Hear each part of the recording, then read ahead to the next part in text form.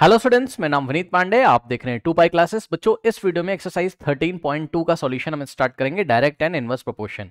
देखिए, इस चैप्टर के अगर आपके कॉन्सेप्ट नहीं क्लियर है या मैथमेटिक्स का कोई और भी चैप्टर आपको नहीं आता है तो आप चैनल पे नीचे क्लिक करिए, प्लेलिस्ट सेक्शन में जाइए और किसी भी चैप्टर को पार्ट 1 से आप देख सकते हो।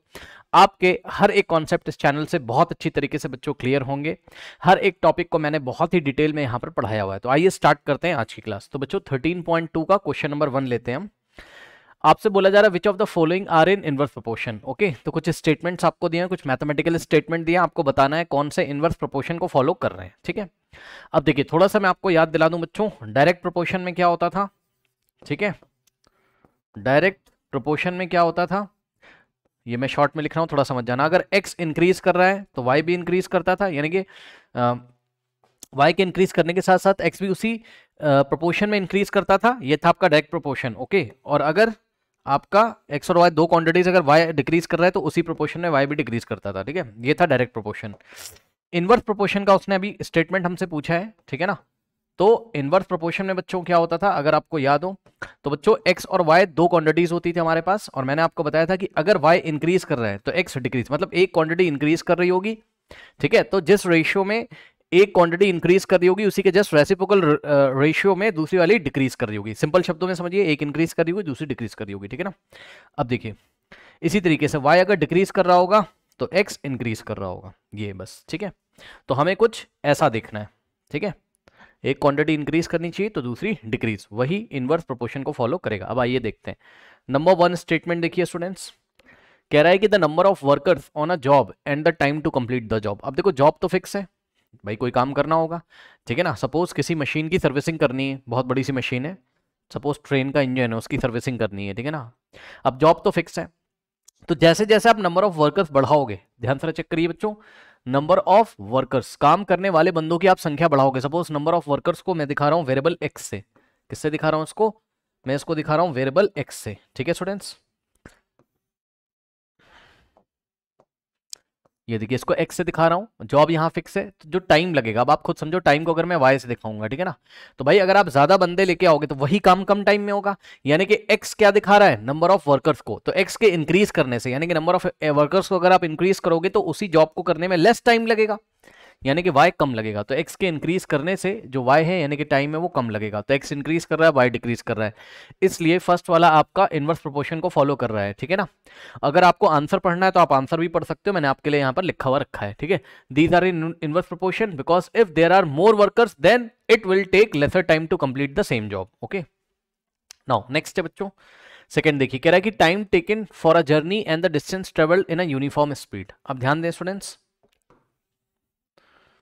देखिए कोई जर्नी है, सपोज आपको जर्नी करनी है पॉइंट ए से बी की तरफ, ए से बी। ओके स्टूडेंट्स, अब देखो डिस्टेंस तो फिक्स हो गया भाई, आपको एक शहर से दूसरे शहर जाना है मान लो, तो डिस्टेंस तो फिक्स हो गया, पॉइंट ए से बी की तरफ जाना है, डिस्टेंस तो आपका फिक्स हो गया। कह रहा है time taken for a journey and distance travelled in a uniform speed.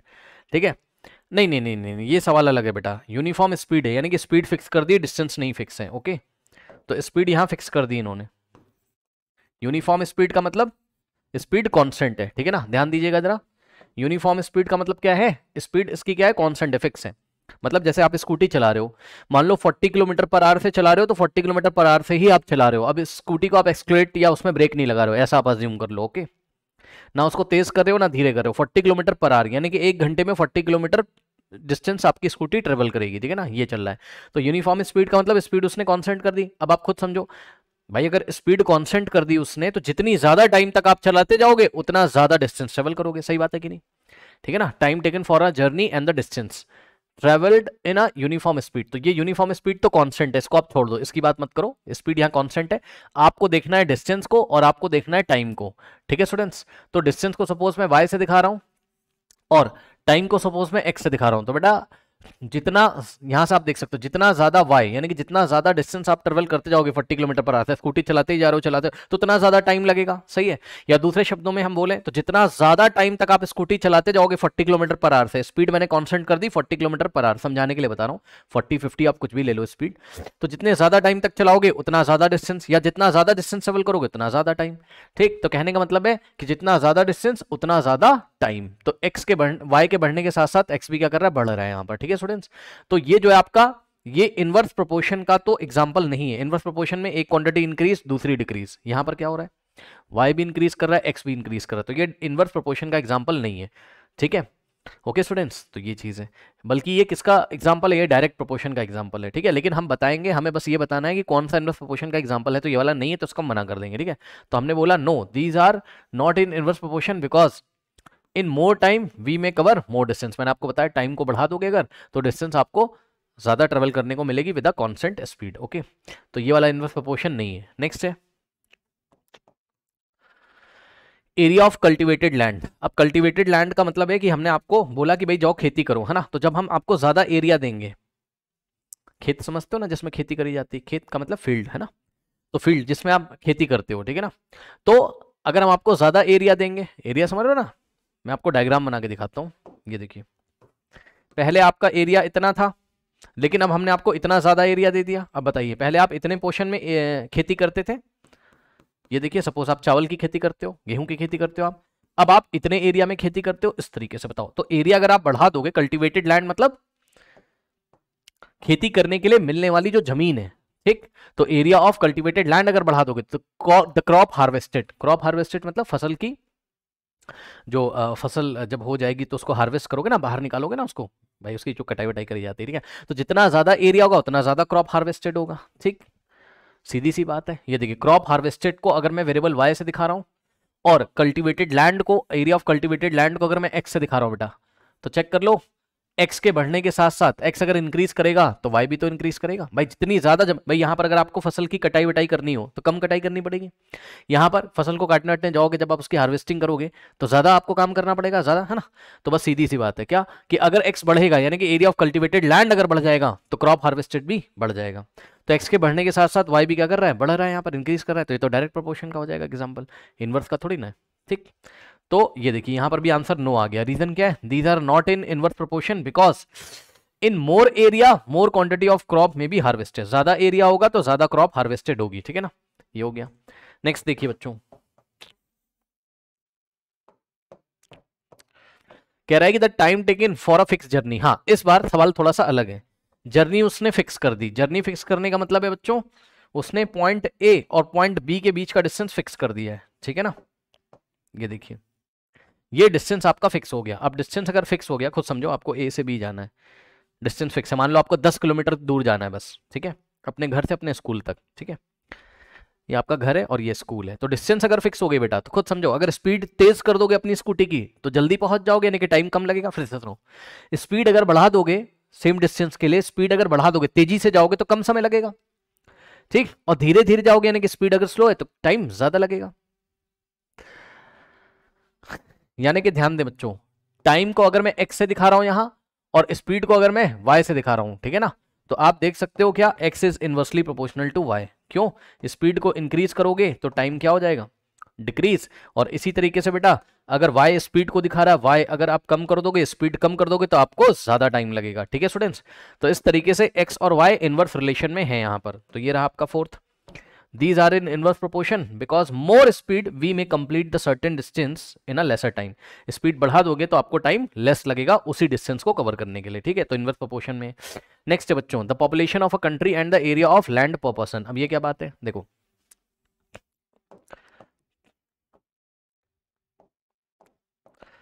देखो बच्चों, किसी कंट्री की जो पॉपुलेशन है ना, जनसंख्या, जो उस कंट्री की जनसंख्या, अगर हम उसको एक्स से दिखाएं, पॉपुलेशन को अगर हम कैसे दिखाएं, वेरिएबल एक्स से, सुन लीजिए ध्यान से, ठीक।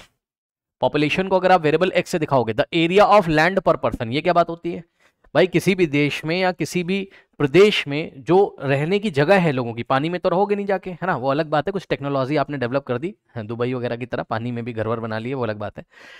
मैं एक जनरल बात कर रहा हूं कि किसी भी कंट्री के पास लैंड जो है, रहने लायक जो जमीन है बेटा, वो तो फिक्स है ना, ठीक। तो अगर तुम अपनी पॉपुलेशन बढ़ा दोगे, ठीक है, तो पर पर्सन लैंड पे जो रहने वाले, फिक्स लैंड पे रहने वाले पर पर्सन की संख्या क्या होगी, क्या हो जाएगी। मैं आपको दिखाता हूं, यहां पर देखिए, मैं डायग्राम बना के तब आपको समझाता हूं, ठीक है ना। ये जस्ट एक एग्जांपल मैं आपको दे रहा हूं,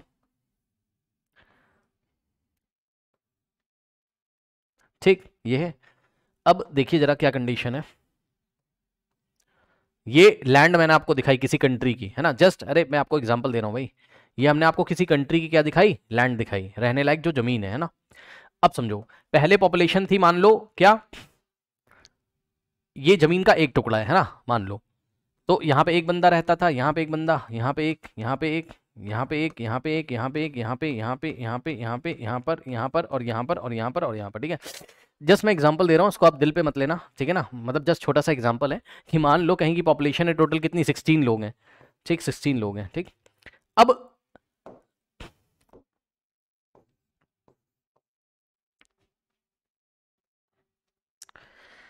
पहले पॉपुलेशन 16 है, तो इतने से एरिया में एक बंदा रहता है। मान लो अब पॉपुलेशन अगर बढ़ गई, 16 से बढ़ के अगर डबल हो गई, खुद समझिए जरा, ठीक है स्टूडेंट्स, 16 से बढ़ के अगर डबल हो गई, तो ध्यान से सुनिएगा मेरी बात को, पहले क्या हो रहा था, एक बंदे को इतना एरिया मिल रहा था, इतना, ये जो आपको एरिया दिख रहा है, लेकिन अगर पॉपुलेशन डबल हो गई, ठीक है ना, पॉपुलेशन तो बढ़ रही है, पॉपुलेशन को मैं यहां से एक्स वेरिएबल से दिखा रहा हूं, तो अब ध्यान से चेक करना जरा, अब बेटा क्या होगा, अब इतने ही पोर्शन में एक बंदा नहीं रहेगा, दो बंदे रहेंगे, मेरी बात को ध्यान से सुन लेना। देखो उसने क्या बोला, land per person, land per person मतलब अब एक व्यक्ति को कितनी जमीन मिलेगी, तो पर पर्सन के लिए जो लैंड है उसको हमको रिलेट करना है किसके साथ, पॉपुलेशन के साथ। अभी डायग्राम बनाऊंगा तो क्लियर होगा।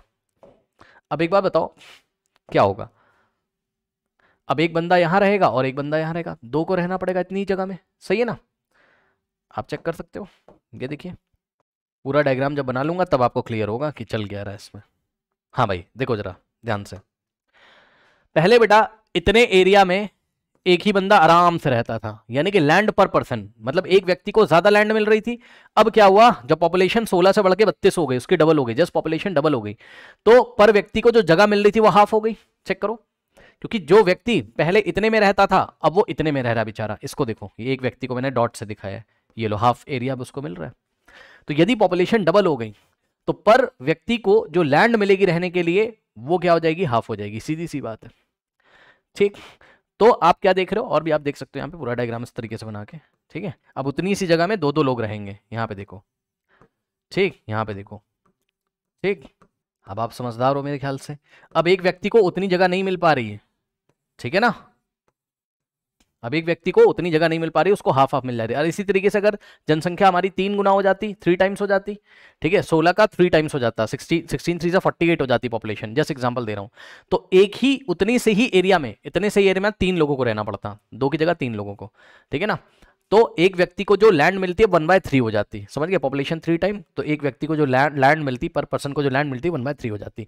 तो अब बताओ यहाँ पर क्या हो रहा है, बताओ जब पॉपुलेशन इंक्रीज कर रही है, ठीक है, पॉपुलेशन को अगर मैं एक्स से दिखा रहा हूं, तो बेटा अगर पॉपुलेशन इंक्रीज कर रही है तो क्या हो रहा है, लैंड पर पर्सन क्या कर रहा है, डिक्रीज कर रहा है। जैसे कि मैंने आपको एक एग्जांपल दिखाया कि अगर पॉपुलेशन आपकी डबल हो गई, पॉपुलेशन 2 टाइम्स हो गई, 16 से बढ़ के 16 गुना, 16 को 2 टाइम्स कर दिया, 32 हो गई, तो क्या हो गया, क्या हो गया, 2 का रेसिप्रोकल क्या होता है, 1/2, तो जो लैंड पर पर्सन है वो क्या हो गई, 1/2, यानी कि हाफ हो गई, ठीक। तो एक्स के इंक्रीज करने के साथ साथ, ठीक है, जिस रेशियो में एक्स इंक्रीज कर रहा है उसके रेसिप्रोकल वाले रिलेशन में, मैंने आपको दिखाया ना, एक्स कौन से रेशियो में इंक्रीज कर रहा है, 2 रेशियो में, 2 का मतलब 2:1 के रेशियो में, अगर एक्स इंक्रीज कर रहा है तो वाई डिक्रीज कर रहा है 1:2 के रेशियो में, ठीक है स्टूडेंट्स। तो इसलिए ये क्या है, इनवर्स प्रोपोर्शन का एग्जांपल है, डायग्राम से मैंने समझा दिया। आई थिंक ये वाला आपको कॉन्सेप्ट समझ में आया होगा। देखो समझ में उसको नहीं आ रहा है जिसने हमारे पहले के वीडियोस नहीं देखे, अभी मैंने रेशियो वाली बात कर दी, अब आप कंफ्यूज हो गए होगे, है ना।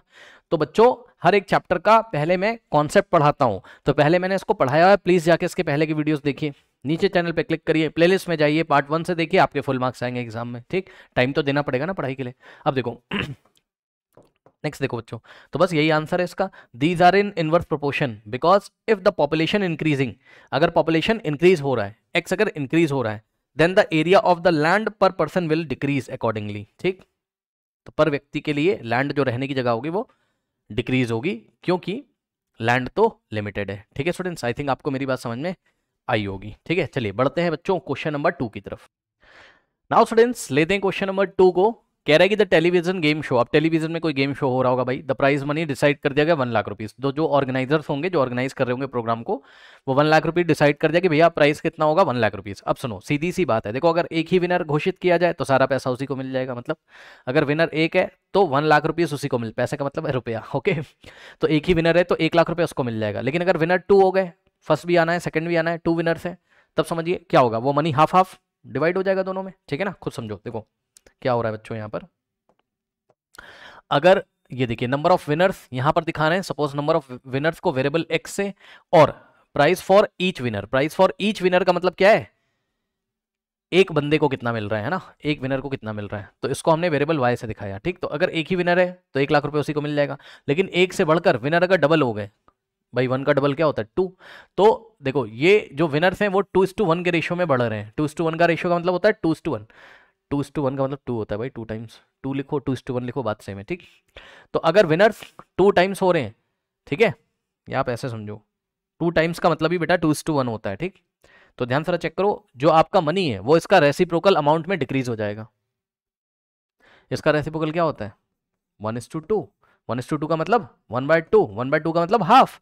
तो 1,00,000 का हाफ कितना होता है, 1,00,000 का हाफ कितना होता है, 1 2 3 4 5, 50,000 रुपए है ना, 50,000, सही है।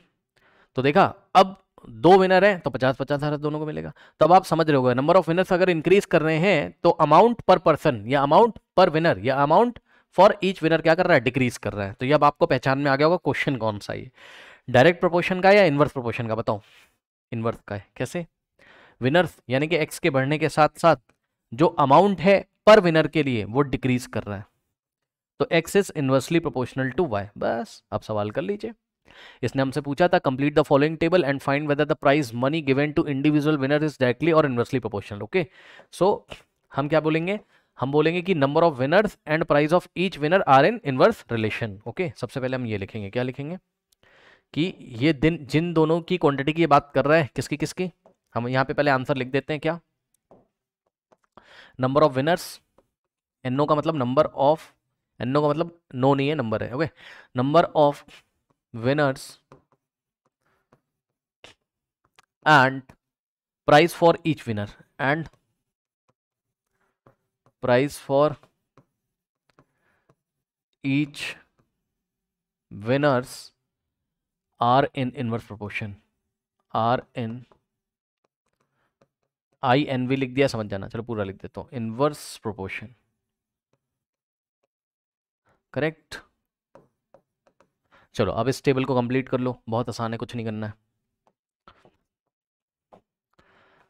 ये x1 है, ठीक, ये x2 है, ठीक, ये x3 है, ठीक, ये x4 है, ये x5 है, ठीक, ये x6 है, ये x7 है, ठीक है। आपने हमारे पहले के वीडियोस देखे होंगे ना, इनवर्स प्रोपोर्शन के क्वेश्चन कैसे करते हैं। ये y1 है, अभी मैं आपको बताऊंगा, नहीं भी पता है तो y1, और ये y2 है, ठीक, y3 आपको निकालना है, ठीक। यहाँ छोटा सा लिख देता हूँ मैं, y3 जो भी आएगा यहाँ हम फिल कर देंगे नीचे, ठीक। यहाँ y4 लिख देते हैं, जो आ जाएगा फिल कर देंगे। यहाँ y5 लिख देते हैं, जो आएगा वो फिल कर देंगे। यहाँ y6 लिख देते हैं, जो आएगा यहाँ फिल कर देंगे। यहाँ y7 लिख देते हैं, जो आएगा फिल कर देंगे, ठीक है स्टूडेंट्स, ओके। चलिए, अब मैंने आपको क्या बताया था कि इनवर्स प्रोपोर्शन के क्वेश्चन में x इंटू वाई क्या रहता है, कॉन्स्टेंट। तो x into Y is equals to constant, यानी कि मैंने आपको क्या पढ़ाया था, x1 y1 is equals to x2 y2 is equals to x3 y3 is equals to x4 y4 is equals to x5 y5 is equals to x6 y6 is equals to x7 into y7, यही पढ़ाया था। आगे होता है x8 y8, तो उसको भी लिख देते बस। अब सबसे पहले y2 निकाल लो, कैसे, x1 into y1 is equals to x2 into y2 करके, ठीक, और फिल कर दो, एक एक करके कराऊंगा, ठीक है। चलो, x1 into y1 is equals to y2 into, sorry x2 into y2, x1 कितना बेटा, x1 है 1, तो x1 की जगह 1 और इंटू में y1, y1 कितना है 1,00,000, 1,00,000 में 5 जीरोज है, ठीक, कितने जीरो हो गए 5, is equals to x2 into y2, x2 कितना है 2 और इंटू में, ठीक। अच्छा ये तो दिया ही हुआ है सब कुछ दिया है, y2 क्यों निकालना है, चलो सब कुछ दिया है यहाँ, तो हम आगे बढ़ते हैं। यहाँ पर x2 into y2 is equals to x3 into y3, ठीक। x2 into y2 is equals to x3 into y3। ठीक, अब y3 यहाँ से निकल जाएगा। तो x2 कितना है बेटा, चेक कर लो, x2 है 2, तो x2 की जगह 2 इंटू में y2 कितना है 50,000, तो ये रहा 50 और 3 जीरो और लगेंगे 50,000 is equal to x3 into Y three. x3 कितना है 4 और इंटू में y3 आपको फाइंड करना है। ठीक है, ये लीजिए 4 उधर मल्टीप्लाई इधर आके डिवाइड करेगा, तो y3 कितना हो जाएगा, ध्यान से चेक कर लेना बेटा। 2 इंटू 50,000 के नीचे 4 आ जाएगा। ओके, सो 2 इंटू 50,000 के नीचे 4 आके डिवाइड करेगा। अब ये तो आप सॉल्व कर सकते हो। कैसे करोगे बताओ, 2 वन ज़ा और 2 टू ज़ा, और 2 को यहाँ से कट करोगे तो 2 इंटू 25 50 और 3 जीरो यानी कि 25,000। तो यहाँ से y3 कितना आ गया 25,000। ठीक, यानी कि अगर 4 विनर्स आ जाएं, है ना, टोटल अगर 4 विनर्स डिसाइड किए जाएं तो 1 लाख रुपीज़ है, तो 25,000 25,000 25 और 25, है ना, 25,000 सबको मिलेंगे। 25,000 इंटू 4 क्या होता है 1 लाख, तो 1 लाख कंज्यूम हो जाएंगे पूरे, क्योंकि 1 लाख तो फिक्स है ना भाई, उतना ही तो सब में बांटना है। ठीक है, तो अब मिलेंगे सबको कितने, यहाँ फिल कर दीजिए 25,000, यहाँ आएगा कितना 25,000। ठीक, बस ये चीज़ हो गई, करिए इसको, फिर मैं आपको आगे बताता हूँ। अब हम क्या करेंगे, x3y3 is equals to x3y3 is equals to x4y4। Okay, तो मैं इसको हटा देता हूँ, अब तो आप समझदार हो, कर लोगे। x3y3 is equals to x4y4।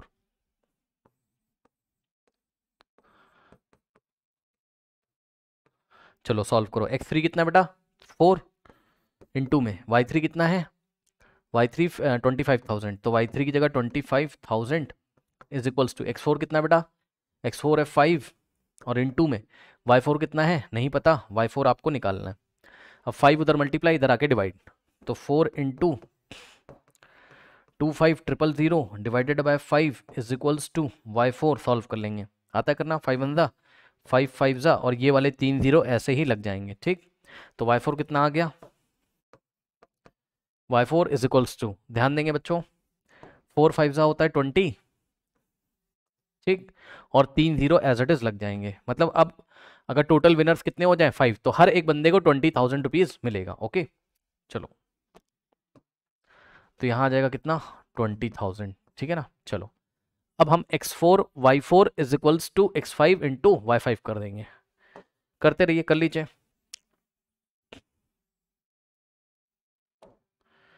ठीक, तो क्या हो जाएगा यहाँ से, x4 into y4 is equals to x5 into y5। x4 कितना है बेटा 5 है, y4 अभी अभी निकालना है 20,000, x5 कितना है 8 है और इंटू में y5 कितना है वो हमको निकालना है, 8 उधर मल्टीप्लाई इधर आके डिवाइड, तो यहाँ से क्या हो जाएगा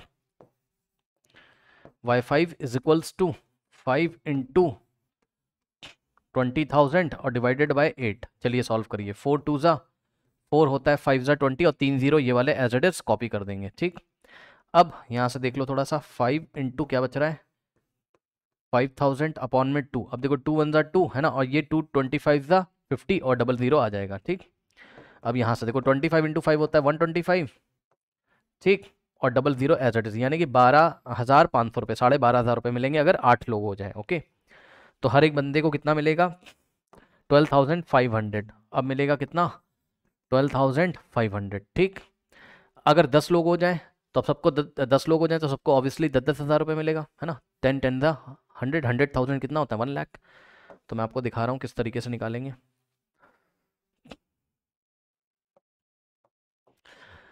नेक्स्ट वाले का आंसर क्या आएगा x5y5, so x5y5 is equals to x6y6। ठीक है ना, अब निकालिए x5 की जगह कितना रखोगे 8 और इंटू में y5 कितना है बेटा 12,500 इज इक्वल्स टू x6 कितना है 10 और इंटू में y6 की वैल्यू आप निकालोगे 10 उधर मल्टीप्लाई इधर आके डिवाइड, तो 8 इंटू 125 डबल जीरो और डिवाइडेड बाय यहाँ 10 हो गया। ठीक, और इज इक्वल्स टू में y6। अब इसको सॉल्व कर लो, ये वाला जीरो इससे चला गया, नीचे 1 बचेगा, उसका कोई मतलब है नहीं, और 8 इंटू 1250 कितना हो जाएगा 1250 इंटू 8 कर लीजिए, 8 जीरो ज़ा 0, 8 5 ज़ा 44, 8 2 ज़ा 10 प्लस 4 14 और 1 8 1 ज़ा 8 प्लस 1। ओके, कितना आ रहा है ये 9,400। ओके, कुछ कैलकुलेशन मेरी शायद मिस्टेक थी क्या, ठीक है, कुछ कैलकुलेशन यहाँ मेरी मिस्टेक हो रही क्या, लेट मी चेक इट। 8 इंटू 12,500 बिल्कुल सही है। तो 94 नहीं, यहाँ पर कुछ मिस्टेक है। 8 0 0, 8 5 44, 8 2 16 होता है बेटा, है ना। यहाँ गलती हो गई, वही मैं कह रहा हूँ, 10,000 रुपये आना चाहिए। ठीक है, 8 0 0, 8 5 44, 8 2 16 प्लस 4 20 होता है बेटा, और 2 8 1 8 लो आ गया 10,000। ठीक है, यही बात मैं आपसे कर रहा था। ठीक, तो y6 कितना आ गया 10,000। ओके, तो इस तरीके से यहाँ कितना आएगा 10,000 रुपीज़, बस और क्या है। ठीक है, अब बताओ अगर 20 लोग होंगे तो सबको 5-5 हज़ार रुपये मिलेगा। नेक्स्ट आंसर कितना आएगा 5,000। करके दिखाता हूँ मैं आपको। नेक्स्ट करेंगे students, x6 into y6 is equals to x7 into y7। x6 कितना है बेटा 10, और इंटू में y6 कितना है 10,000 इज इक्वल्स टू x7 कितना है 20, और इंटू में y7 कितना है, y7 को हम y7 रहने देंगे, 20 मल्टीप्लाई इधर आके डिवाइड, तो कितना हो जाएगा यहाँ से 10 into 10,000 divided by 20 is equals to y7। ये 0 से 0 कट जाएगा, 2 1 जा और 2 5 जा, नाउ 5 इंटू 1000 5,000, तो y7 कितना आ गया 5,000। ओके स्टूडेंट्स, तो इस तरीके से यहाँ पर कितना आ गया आपका 5,000, करेक्ट। तो कर लीजिए इस टेबल को फिल कर लीजिए बच्चों, बढ़ते हैं हम क्वेश्चन नंबर 3 की तरफ। ओके स्टूडेंट्स, कर लीजिए। नाउ स्टूडेंट्स इस क्वेश्चन को देखिए, question number 3, Rahman is making a wheel using spokes. Okay, तो ये स्पोक्स लगे, ठीक है। ये देखिए बच्चों स्पोक्स क्या है, जैसे आपकी साइकिल में जो पुरानी साइकिल होती थी उसमें जो तीली आती थी उसको स्पोक बोलते हैं ना, ये सपोर्ट के लिए लगी रहती ताकि ये जब इस पर लोड पड़ेगा व्हील तो ऐसा व्हील अंदर की डायरेक्शन में ऐसा पिचक ना जाए, है ना। ये क्या करेगा, ये प्रेशर को बेयर करता है, जो स्पोक्स लगे होते हैं ये स्पोक्स लगे, ठीक है ना। ऊपर से जब आप चढ़ जाओगे साइकिल पे इस तरीके से, कोई लोड रखा होगा तो स्पोक्स क्या करते हैं उस प्रेशर को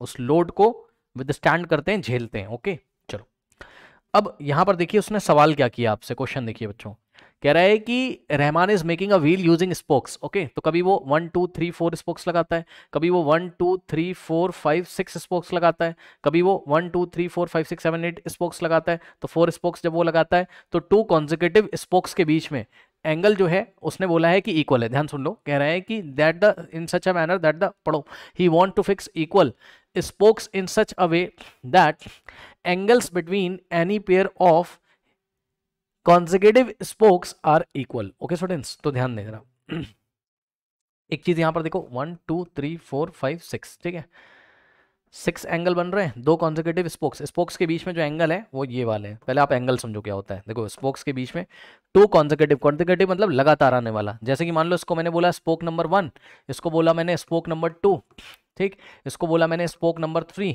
और इसको बोला मैंने spoke number 4। Okay, so students 2 consecutive spoke, ये वाला और ये वाले के बीच में जो एंगल है ना, जितना यहां पर होगा उतना ही ये वाले के बीच में होगा, उतना ही ये वाले के बीच में होगा, उतना ही ये वाले के बीच में एंगल होगा। ठीक, अब जैसे कि एग्जांपल के तौर पे आपको क्वेश्चन में दिया नंबर ऑफ स्पोक्स जब 4 हैं, ठीक, तो नंबर ऑफ स्पोक्स को मैं वेरिएबल x से दिखाऊंगा और angle between a pair of consecutive spoke को मैं y से दिखाऊंगा। तो जब स्पोक्स 4 हैं आपके पास 1 2 3 4 स्पोक्स हैं, ओके, सो 2 कॉन्जिक्यूटिव स्पोक्स के बीच में एंगल कितना है 90, ये देखिए ये 90, तो ये भी क्या होगा 90 होगा, ये भी क्या होगा 90 होगा, ये भी 90 होगा, और सबको ऐड करोगे 360 आएगा। आपको पता है सर्कल के अराउंड टोटल एंगल कितना होता है, सर्कल के सेंटर के, सर्कल ही तो है, सर्कल के सेंटर के अराउंड टोटल एंगल कितना होता है 360, ऐड कर लो 90 + 90 + 90 + 90 360। अब यहां पर जब आप आओगे आपने स्पोक्स बढ़ाकर कितने कर दिए 1 2 3 4 5 6, ओके, तो एंगल भी 6 बन जाएंगे, ये रहा फर्स्ट एंगल, ये रहा second, third fourth fifth sixth. Okay, तो अब क्या हो गया 2 कॉन्जिक्यूटिव स्पोक्स के बीच में जो एंगल हो गया बच्चों वो कितना हो गया 60 हो गया। तो आप चेक कर सकते हो 60 60, 2 लगातार आने वाले स्पोक्स के बीच में एंगल कितना हो गया 60, ये लीजिए। ठीक, तो बस अब यही सवाल है, अब आप देख लो आप क्या कर रहे हो, स्पोक को इंक्रीज कर रहे हो, 4 से 6 कर रहे हो, तो जो एंगल है 2 कॉन्जिक्यूटिव स्पोक के बीच में डिक्रीज हो रहा है, 90 60 डिक्रीज हो जा रहा है। और एक और चीज दिखाऊं, ध्यान से सुनिए, ये डायरेक्ट प्रोपोर्शन का क्वेश्चन नहीं है, ये इनवर्स प्रोपोर्शन का क्वेश्चन लग रहा है। कैसे, x इंक्रीज कर रहा है, जब x यानी कि नंबर ऑफ स्पोक्स इंक्रीज कर रहे हैं तो angle between 2 consecutive spokes decrease कर रहा है। अब सुनो, जैसे कि स्पोक मेरे 4 से बढ़ के 6 हो गए है ना, तो स्पोक कौन से रेशियो में इंक्रीज हो रहे हैं, स्पोक्स आर इंक्रीजिंग, अब ध्यान से चेक करो, 4 से 6 हो गए, यानी कि 4/6 करना है, कितना हो जाएगा, काटो इसको, 2 3 जा, सो 2:3, 2/3 का मतलब 2:3 आया। यानी कि जो स्पोक है बेटा, वो अगर 2:3 के 2:3 के रेशियो में इंक्रीज कर रहे हैं, तो spokes are increasing in the ratio 2:3। अब सुनो, मैंने क्या पढ़ाया था जब मैंने इसकी इंट्रोडक्शन क्लास करी थी, तो मैंने क्या पढ़ाया था कि अगर एक क्वांटिटी जिस रेशियो में इंक्रीज कर रही है, तो दूसरी जो क्वांटिटी होगी, यहां पर दूसरी क्वांटिटी कौन है, Y, angle between a pair of consecutive spokes. Okay, तो angle between a consecutive spokes अगर इसी रेशियो के रेसिप्रोकल रेशियो में, मतलब 2:3 का रेसिप्रोकल क्या होता है, 3:2, तो इसी के रेसिप्रोकल में अगर y डिक्रीज कर रहा होगा, तब ये इनवर्स प्रोपोर्शन को फॉलो कर रहा होगा। आइए देखते हैं जरा। तो बेटा ये थी स्पोक्स की कहानी। स्पोक्स 2:3 के रेशियो में इंक्रीज कर रहा था, तो एंगल की क्या हालत है, यहां हमने एक्स की बात करी और यहां हम एंगल की बात कर रहे हैं। टू कॉन्सेक्यूटिव स्पोक्स के बीच में जो एंगल है वो दिख तो रहा है डिक्रीज कर रहे हैं, कम हो रहे हैं 90-60, लेकिन कौन से रेशियो में वो निकालना है। तो हम क्या करेंगे, 90 से 60 जा रहे हैं, तो 90 ऊपर रखेंगे, 60 नीचे और कैंसिल करेंगे। ठीक है, 3 2 जा और 3 3 जा, लो बेटा कितना आ गया, 3/2, यानी कि 3:2 आ तो गया, 3:2। 2:3 का रेसिप्रोकल क्या होता है, 3:2। तो मजा आ गया, यहाँ पर यही पढ़ाया था मैंने आपको, ध्यान से चेक करिए। 2:3 का रेसिप्रोकल क्या हो गया, 3:2। ठीक, तो हम अपनी कॉपी में लिखेंगे spokes are increasing in the ratio 2:3 and angle between a pair of consecutive spokes, ये आपको लिखना पड़ेगा एग्जाम में, एंगल बिटवीन, BW का मतलब between pair of consecutive spokes का मतलब दो स्पोक्स के बीच वाला एंगल की बात करना है ना, pair and angle between pair of consecutive spokes are नहीं, इज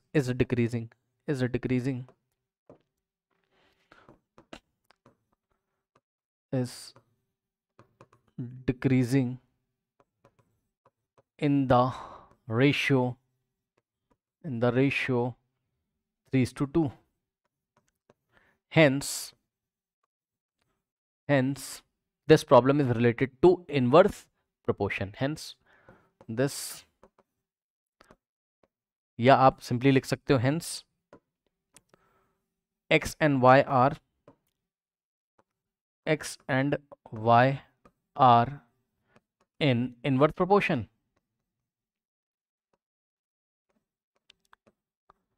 पहले तो आप अपनी कॉपी में ये करोगे एग्जाम में, इतना आपको लिखना पड़ेगा एग्जाम में। ठीक है स्टूडेंट्स, पहला ही स्टेप देखकर हम पहचान गए कि हाँ ये इनवर्स प्रोपोर्शन का क्वेश्चन है, ठीक है ना। और x को डिफाइन कर दिया, y को डिफाइन किया। x क्या है, नंबर ऑफ स्पोक्स, और y क्या है, angle between a pair of consecutive spokes, मतलब नंबर ऑफ स्पोक्स और angle between a pair of consecutive spokes are inversely proportional. अब मैं आपको एक चीज दिखाता हूँ, यहाँ पर आऊँ, क्वेश्चन नंबर 1 में उसने आपसे क्या पूछा, are the number of spokes and the angle formed between a pair of consecutive spokes in inverse proportion, तो आंसर इज यस।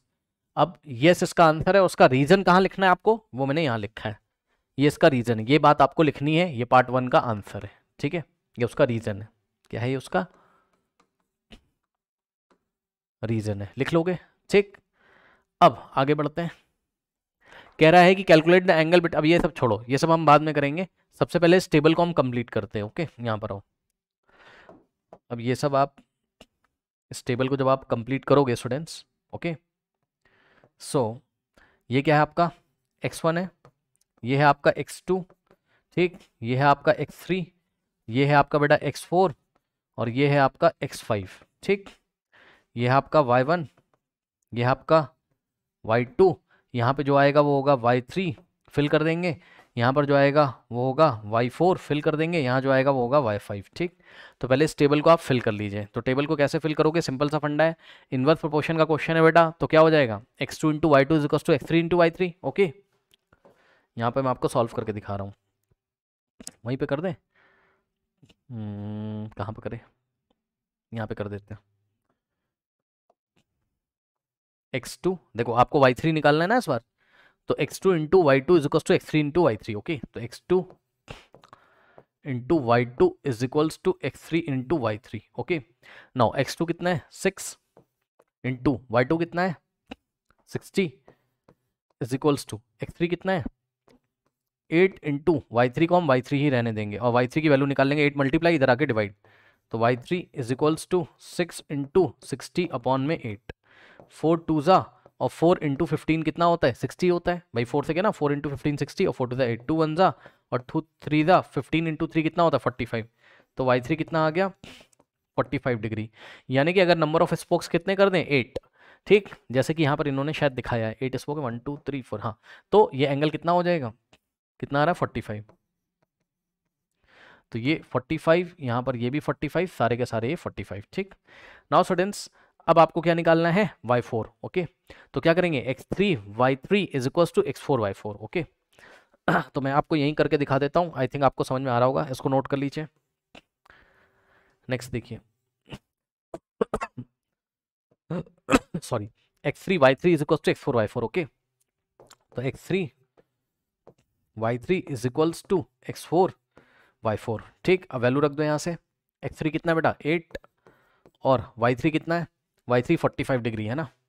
अब डिग्री विग्री नहीं लगा रहा हूँ मैं, वो आप समझ जाना, आंसर डिग्री में ही आएगा। x4 कितना है 10 है, ठीक, और इनटू में y4, 10 उधर मल्टीप्लाई इधर आके डिवाइड, तो यहाँ से क्या आ जाएगा, यहाँ कर दे रहा हूँ मैं, y4 इज इक्वल्स टू, ध्यान दो 8 इंटू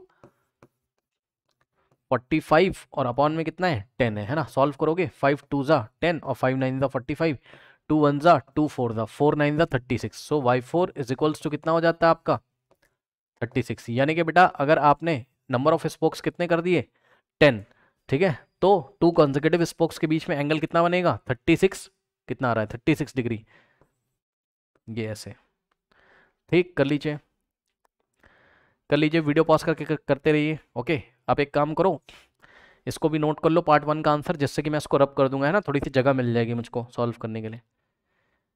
कर लीजिए स्टूडेंट्स।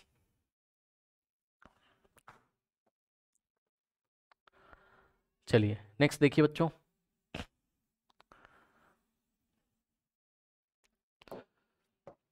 नेक्स्ट देखिए x4 y4 is equal to x5 y5, okay, तो x4 y4 is equals to x5 y5, correct. x4 कितना है 10, y4 कितना है 36, तो x4 की जगह 10 और y4 कितना है 36 इज इक्वल्स टू x5 कितना है 12, इंटू में y5 को हम y5 ही रहने देंगे, 12 जाके इधर डिवाइड कर देगा, so 10 into 36 divided by 12 is equals to y5, okay. Now 12 1 12 3 3 into 10 30, so y5 is equals to कितना आ जाएगा 30 डिग्री। यानी कि नंबर ऑफ स्पोक्स अगर आपने 12 कर दिए तो 2 कंसेक्यूटिव स्पोक्स के बीच में एंगल कितना हो जाएगा 30 डिग्री, ठीक है, ये चीज़ हो गई। तो ये हमने टेबल यहाँ कंप्लीट कर लिया, कर लीजिए स्टूडेंट्स, कर लीजिए, कर लिया, चलो अब ध्यान दीजिए स्टूडेंट्स, ठीक है, रिकॉर्डिंग भी मैं देखता रहता हूँ, कभी कभी डर लगता है कि रिकॉर्डिंग तो नहीं बंद हो गई। चलो अब इधर देखो जरा, अब बच्चों उसने आपसे यहाँ पर क्या क्वेश्चन पूछा, calculate the angle between a pair of consecutive spokes, यानी कि आपको 2 कॉन्सेक्यूटिव स्पोक्स के बीच में एंगल फाइंड करना है। When a wheel with a 15, जब उस व्हील में टोटल स्पोक्स कितने हो 15, तो ध्यान दें स्टूडेंट्स स्पोक्स 15 दिए हुए हैं और एंगल हमको निकालना है, ठीक। तो हम क्या करेंगे, इस टेबल में थोड़ा सा आगे जगह बढ़ाएंगे, ओके, कैसे, ऐसे देखो, इस टेबल को हम थोड़ा सा बड़ा करेंगे, इसके बाद 2 क्वेश्चन बचे हुए हैं ना, तो हम दोनों क्वेश्चन को सॉल्व करेंगे। क्या है, नंबर ऑफ स्पोक्स कितने दिए उसने, यहाँ पे देखिए पढ़ लीजिए पार्ट सेकंड में, नंबर ऑफ स्पोक्स कितने दिए बेटा 15 है ना, 15 स्पोक्स है, तो एंगल आपको पता करना है। तो नंबर ऑफ स्पोक्स की जगह हम यहाँ क्या रखेंगे 15, ये number of spokes, no I am very sorry, number of spokes बेटा ऊपर दिया हुआ है, यहाँ नहीं, ये नंबर ऑफ स्पोक्स वाली रो है, तो स्पोक्स कितने हो गए 15, यानी कि इसको अब हम x6 मान लेंगे, और अब एंगल कितना है यानी कि y6 आपको निकालना है, ठीक है स्टूडेंट्स। तो y6 निकाल के यहाँ फिल कर देंगे, चलिए, तो फिर से वही लगेगा, क्या क्या लगेगा बेटा concept, x5 y5 is equal to x6 y6, okay, so x5 into y5 is equals to x6 into y6, x5 कितना है 12, y5 कितना है 30, x5 की जगह 12, y5 की जगह 30 इज इक्वल्स टू x6 कितना दिया बेटा, x6 है 15, ओके तो 15 और इंटू में y6 ऐसे ही रहेगा, 15 उधर मल्टीप्लाई, इधर आके डिवाइड, यानी कि 12 इंटू 30 डिवाइडेड बाय 15 और is equals to y6। Solve कर लीजिए, 15 वन जा 15 टू जा 2 इंटू 12 24, सो y6 कितना आ गया 24 डिग्री। यानी कि अगर आप नंबर ऑफ स्पोक्स कितने कर दोगे 15, तो 2 कॉन्सेक्यूटिव स्पोक्स के बीच में जो एंगल बनेगा वो बनेगा 24 डिग्री का, करेक्ट। नाउ अब नेक्स्ट देखिए जरा, तो इसका आंसर भी कर देते हैं पहले, calculate the angle between the, so the angle, हम इसका आंसर ऐसे लिखेंगे, the angle between a pair of consecutive spokes on a wheel when spokes is 15 is 24 degree, ये इसका आंसर है, ठीक। फिर कह रहा हाउ मेनी स्पोक्स, तो इस बार स्पोक्स निकालने हैं, if the angle between a pair of consecutive spoke is 40, तो इस बार एंगल दिया हुआ है, ठीक। तो हम एंगल वाली रो में जाएंगे और एंगल यानी कि y7, y6 के बाद y7, एंगल दिया बेटा कितना 40 डिग्री, चेक कर लीजिए। और आपको नंबर ऑफ स्पोक्स निकालने हैं, यानी कि x7 आपको निकालना है, तो हम क्या करेंगे यहाँ से x6 y6 is equal to x7 y7, okay x6 y6 is equals to x7 y7, ठीक है स्टूडेंट्स। x6 कितना है 15 और y6 कितना है 24, तो x6 की जगह 15 और y6 की जगह कितना रखेंगे हम 24 इज इक्वल्स टू x7 कितना है बेटा निकालना है, और इनटू में y7 की जगह कितना रखोगे 40, तो यहाँ मैं लिख रहा हूँ थोड़ा समझ जाना, 40 डिग्री, 40 उधर मल्टीप्लाई इधर आके डिवाइड, तो 15 into 24 divided by 40 is equals to x7। अब इसको सॉल्व करिए, 8 3 जा 24, 8 5 जा 40, 5 1 जा 5 3 जा 3 3 जा 9, तो x7 कितना आ गया, यहाँ पर कुछ मिस्टेक है बच्चों, शायद यहाँ पर कुछ मिस्टेक हो रही है, 9 हाँ सही है बिल्कुल सही है, कोई मिस्टेक नहीं है, कोई मिस्टेक नहीं, बिल्कुल सही है, ओके। तो x7 कितना आ रहा है 9, यानी कि बेटा जब एंगल 2 कॉन्सेक्यूटिव स्पोक्स के बीच में 40 डिग्री होगा तो टोटल स्पोक्स कितने होंगे 9 होंगे, correct. So how many spokes would be needed, so answer is total, ऐसे आंसर लिखेंगे टोटल 9, ये आंसर डालो, total 9 spokes would be needed if the angle between a pair of consecutive spoke is 40 degree, ठीक है students, कर लीजिए। Now students लेते हैं क्वेश्चन नंबर 4 को। अब देखो बच्चों कह रहा है if a box of sweet is divided among 24 children, तो एक बॉक्स में स्वीट्स हैं, कुछ मिठाइयाँ हैं। अब बेटा देखो मिठाइयाँ तो फिक्स है ना भाई, बॉक्स में मिठाइयाँ तो फिक्स हैं, तो अब आप खुद समझो इसको पहले 24 स्टूडेंट्स के बीच में, 24 बच्चे हैं टोटल, उनके बीच में जब बांटा जा रहा है तो they will get 5 sweets each, तब हर एक बच्चे को 5 स्वीट्स मिल रही हैं, ठीक है ना। तो कह रहा है कि how many would each get if the number of children is reduce by 4, अगर बच्चों की संख्या को 4 के द्वारा घटा दिया जाए, ठीक है, मतलब बच्चे कुल मिला जुला के आपको समझ में आ रहा होगा, टोटल बात ये है कि बच्चे डिक्रीज कर रहे हैं, ठीक है ना। अब यहाँ बहुत इंपॉर्टेंट एक लैंग्वेज है, उसको मैं एक्सप्लेन करूंगा, मेरी बात ध्यान से सुन लीजिएगा, एग्जाम में गलत मत कर देना। सुनो, बच्चे डिक्रीज कर रहे हैं, यहाँ तो ये पक्का है, अब कैसे डिक्रीज कर रहे हैं वो भी मैं आपको बताऊंगा, लेकिन बच्चे डिक्रीज कर रहे हैं, यस सर। अगर बच्चे डिक्रीज कर रहे हैं, सोचो भाई बच्चे अगर कम हो गए तो उतनी ही मिठाइयाँ हैं, तो अब हर एक बच्चे को ज्यादा मिठाई मिलेगी ना, सोचो ना, पहले बच्चे ज्यादा थे तो हर एक बच्चे को कम कम मिठाई मिल रही थी, अब बच्चे अगर कम हो जाएंगे तो मिठाई तो उतनी ना बांट देना है, पूरा बचा के तो रखेंगे नहीं, सभी बच्चों को दे देंगे, ठीक। तो अब अगर बच्चे कम हो जाएंगे तो हर एक बच्चे को ज्यादा मिठाई मिलेगी, ठीक, यानी कि इनवर्स प्रोपोर्शन का क्वेश्चन तो है ये, ठीक। अब सुन लो पहले आराम से, देखो यहाँ एक बहुत इंपॉर्टेंट कॉन्सेप्ट मैं बताऊंगा जो कि आपको अपनी कॉपी में नोट लगाना है, ये थोड़ा सा अलग क्वेश्चन है, क्या अलग है बताता हूँ। देखिए स्टूडेंट्स, यहां मैं क्या लिख रहा हूं, नंबर ऑफ स्टूडेंट्स या number of children, number of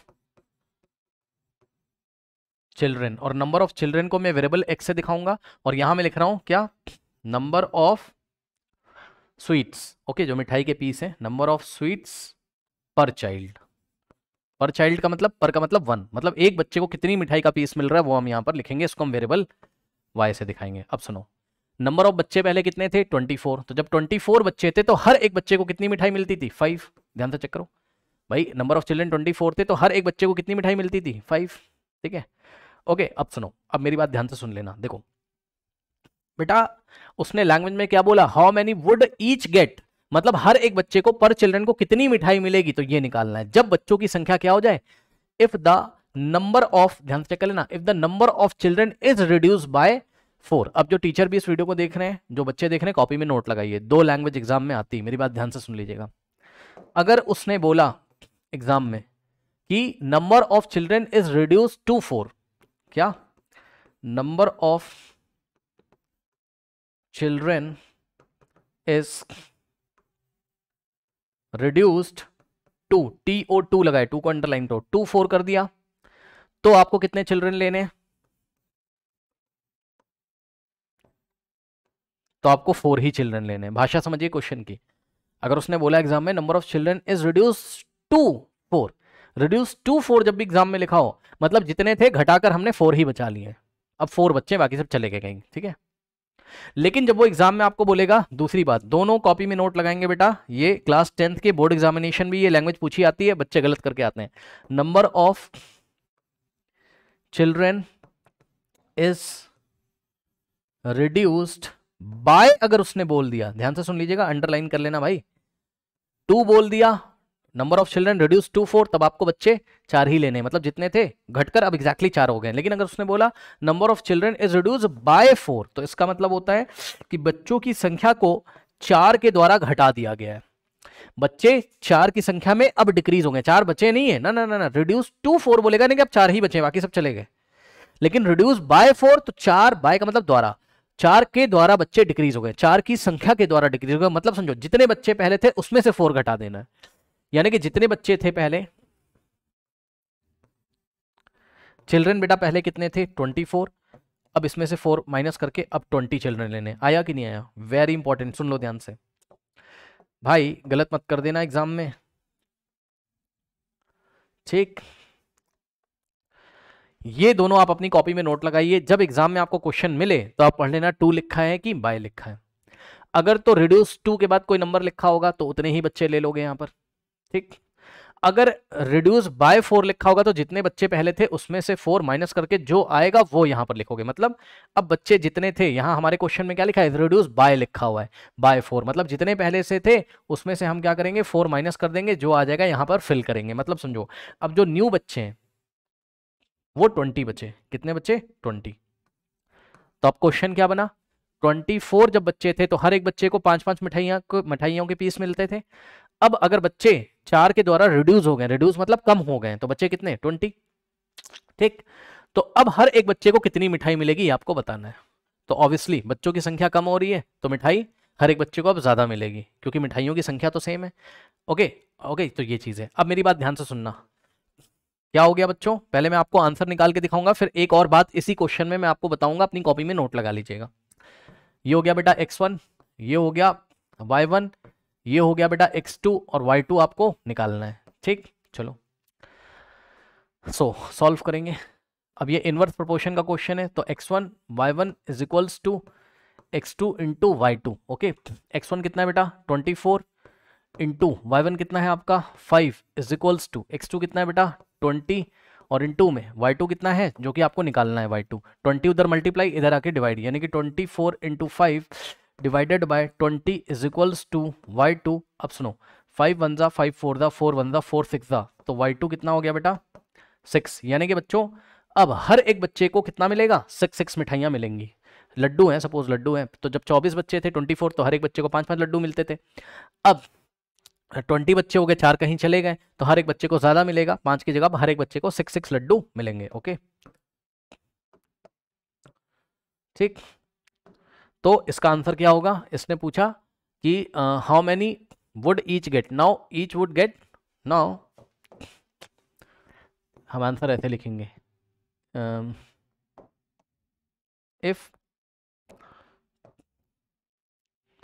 if the NO का मतलब number of the children is reduced by 4, then comma लगा के लिखेंगे हम, then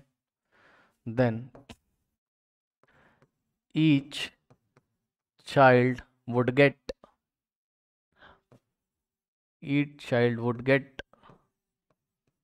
6 sweets, ठीक। तो ये आंसर है आपका, हो गया। अब मेरा क्वेश्चन सुनो, एग्जाम में आपसे इसी क्वेश्चन, पहले इसका स्क्रीनशॉट ले लो, कर लो, फिर मैं आपको एक क्वेश्चन बताता हूं। कर लीजिए, कर लिया। अब सुनो, अब एग्जाम में यहीं पर आपको क्वेश्चन पूछ सकता है कि ये बताओ टोटल मिठाइयों की संख्या कितनी थी, how many laddus were there. वहां पर टोटल लड्डू कितने थे या टोटल मिठाइयों के पीस कितने थे। तो बेटा टोटल मिठाइयां कैसे निकालोगे, मैंने आपको बताया था ना, इनवर्स प्रोपोर्शन का क्वेश्चन है, ठीक है ना। तो यहाँ x इंटू वाई क्या होता है, हमेशा कांस्टेंट होता है। तो x इंटू वाई हमेशा क्या होता है, कांस्टेंट, और यही कांस्टेंट क्या होगा, नंबर ऑफ स्वीट्स होंगी। तो निकाल लीजिए, क्या दिक्कत है।